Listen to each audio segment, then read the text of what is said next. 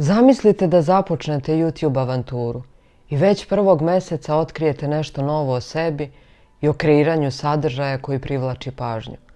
U ovom videu delim sa vama moje početničko iskustvo na YouTube-u, od ideje do trenutka kada sam počela da snimam. Saznaćete sve o izazovima i uspesima koje sam doživjela i što je najvažnije, kako i vi možete učestvovati u kreiranju sadržaja za moj sljedeći video. Vaša pitanja i predlozi su ne samo dobrodošli, već su suštinski važni za naše zajedničko YouTube putovanje. Pridružite mi se u ovoj inspirativnoj priči i hajde da zajedno kreiramo nešto posebno.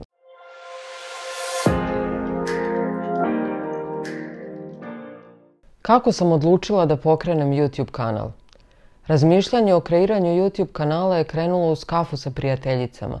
Kada smo pričale o različitim temama, između ostalog podelila sam sa njima pozitivna iskustva nakon završenog 12-nedeljnog programa za vežbanje TNX, koji me je aktivirao da redovno treniram, ali mi je, što je još važnije, doneo promjenu načina razmišljanja i postupanja u vezi sa ishranom, fizičkom aktivnošću i zdravljem uopšte i kao bonus 10 kg manje.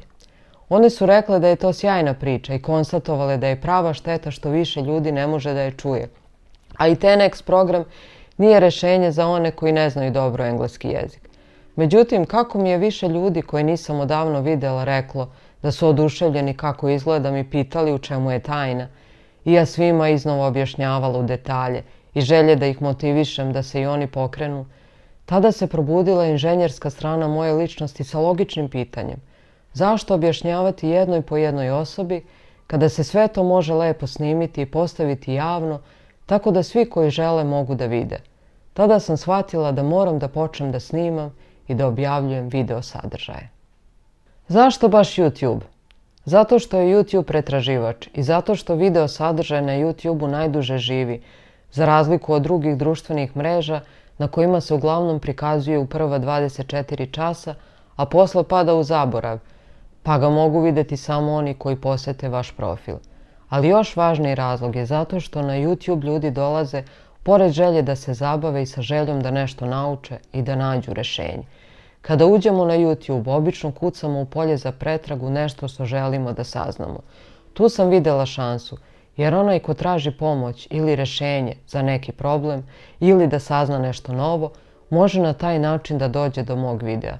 I možda će mu baš moj video pomoći i možda će mu baš moj video promeniti život. Upravo u tome je sadržan moj odgovor na zašto, jer ono što mene pokreće na ovom YouTube putovanju jeste da deljenje svog znanja i iskustva u različitim životnim kategorijama pomognem onim ljudima kojima treba usmerenje, inspiracija, savet, primer ili ohrabrenje. Baš kao što sam i rekla u prvom objavljenom videu na kanalu, moj način da promenim svet na bolje jeste da promenim sebe na bolje i da to iskustvo podelim sa vama. I ukoliko sam bar jednoj osobi pomogla, moja misija i misija ovog YouTube kanala je uspešna. Prvi od izazova sa kojima sam se suočila je kako da od mnoštva tema na koje imam šta da kažem izaberem one koje bi bile zanimljive različitim ljudima. Tada sam rešila da pričam o onome što je mene pokrenulo, a to je lični razvoj, to jest rad na sebi, i da odgovaram na ona pitanja na koje sam i sama ranije tražila odgovore, kao i da verujem da će moja poruka privući one koji imaju slične poteškoće i slična razmišljanja. Znate onu izreku: ko hoće nađe način, a ko neće nađe razlog. Jedan od mojih načina za prevazilaženje izazova prilikom izbora tema za snimanje je što često one ljude sa kojima provodim najviše vremena pitam za mišljenje o različitim temama i dobijem veoma zanimljive i inspirativne odgovore. Danas želim da sve vas koji ovo gledate pitam: šta želite da saznate, naučite, rešite? Šta vas tačno zanima? Zbog čega se nekada vrtite celu noć i ne možete da zaspete? Koji su vaši problemi? Da li su to vaši problemi ili problemi vaših najbližih? Da li i u kojoj meri možete da utičete na tu situaciju? Šta ste sve probali, a nije uspelo? Šta mislite zbog čega nije uspelo? Molim vas da u komentarima napišete vaša pitanja, sugestije, razmišljanja. I sljedeći poseban video koji pripremam za sljedeću nedelju, to je 4. februar, će biti posvećen isključivo vama i odgovorima na vaša pitanja. Da biste zadržali privatnost ne morate da objašnjavate, već jednostavno napišite, na primjer, moj problem je višak kilograma ili manjak energije. Ili, na primjer, nezadovoljstvo radnim okruženjem i uopšte ljudima oko sebe, usamljenost, stalne greške prilikom izbora emotivnog partnera, nezadovoljstvo životom uopšte, manjak volje i želje da bilo šta promenim u životu. Ili, na primjer, interesuje me tema kako početi iz početka, jer planiram da se preselim u novi grad, državu, ili želim da se prekvalifikujem, i tako dalje.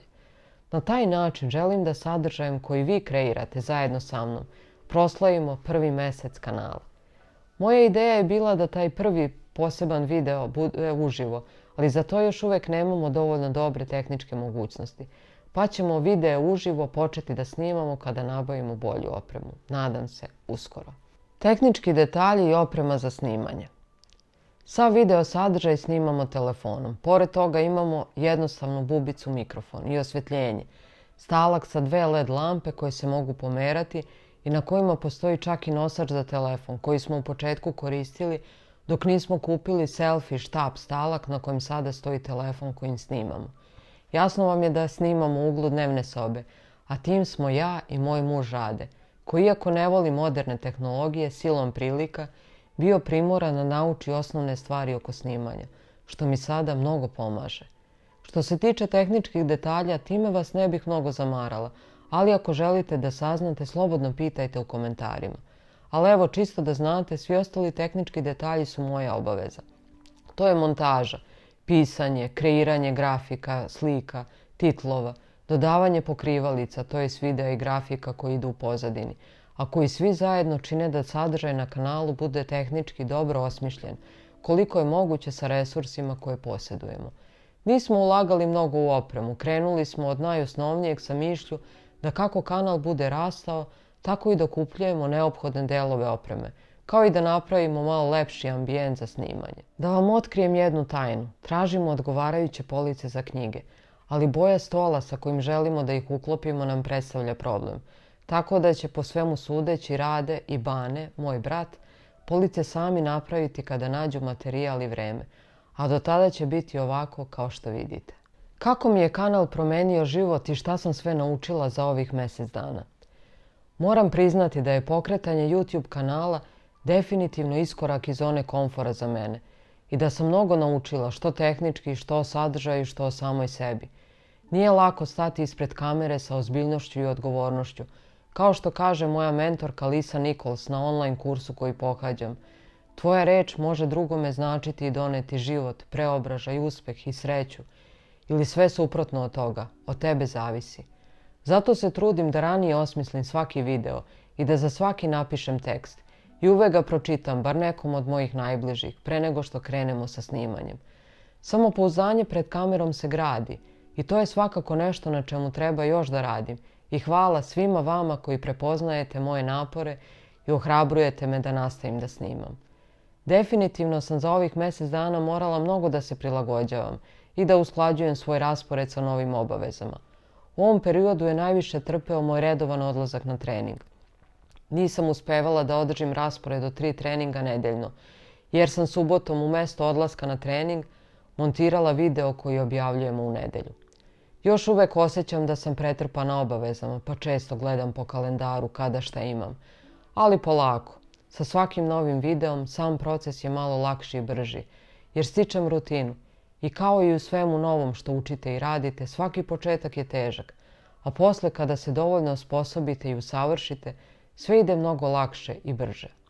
Ono što me je prijatno iznenadilo je to koliko mi je sve ovo zanimljivo i koliko izvlači divne stvari iz mene.